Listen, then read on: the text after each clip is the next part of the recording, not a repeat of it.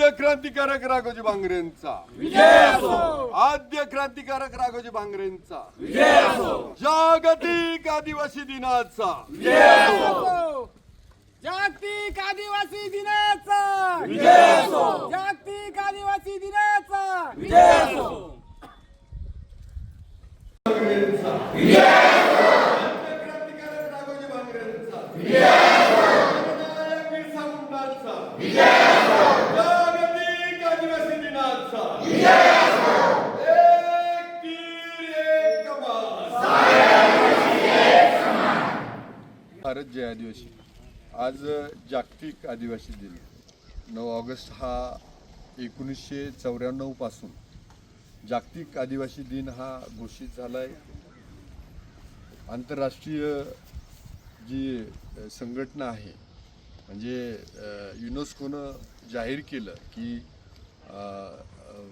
1994 पासून आदिवासींच्या गौरवासाठी संपूर्ण जगभरामध्ये हा आंतरराष्ट्रीय लेवलला जागतिक आदिवासी दिन झाला पाहिजे, जागतिक आदिवासी दिन झाला पाहिजे आणि त्यानुसार आपल्याकडं पण जागतिक आदिवासी दिन मोठ्या उत्साहात संपन्न होतो आहे।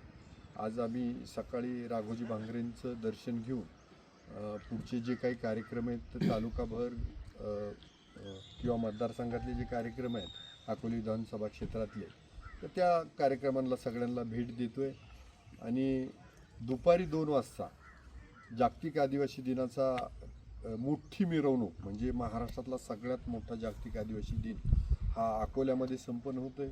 त्यासाठी पण सगळ्या बांधवांना माझी काय निमंत्रण आहे। खरं तर हा जागतिक आदिवासी दिन आहे हा सगळ्यांनी साजरा करायचा आहे आणि आदिवासींचा गौरव करायचा आहे। त्यामुळं हा या उत्साहामध्ये सगळ्यांनी सहभागी झालं पाहिजे। सगळा जो काही बहुजन समाज आहे त्यांनी पण सगळ्यांनी या उत्साहात सामील झालं पाहिजे आणि हा जागतिक आदिवासी दिन आदिवासींच्या गौरवासाठी आपण सगळ्यांनी साजरा केला पाहिजे। खरं तर आदिवासींसाठी तर 9 ऑगस्ट हा सण आहे। आज सगळे मी पाहिलं की मुली महिला भगिनी सगळे मंडळी ही सजून धजून आहेत आज कार्यक्रमाला आणि असं हे दरवर्षी 9 ऑगस्टला होतं। मला वाटतं हा उत्सव असा हा एवढा प्रिय उत्सव संपूर्ण महाराष्ट्रात देशात आणि जगात होतो आहे। हा एकमेव उत्सव आहे की 9 ऑगस्ट का जगाच्या पातळीवरती हा सण साजरा होतो आहे आदिवासींचा। त्यामुळं तुम्हाला सगळ्यांना निमंत्रण आणि जागतिक आदिवासी दिनाच्या शुभेच्छा।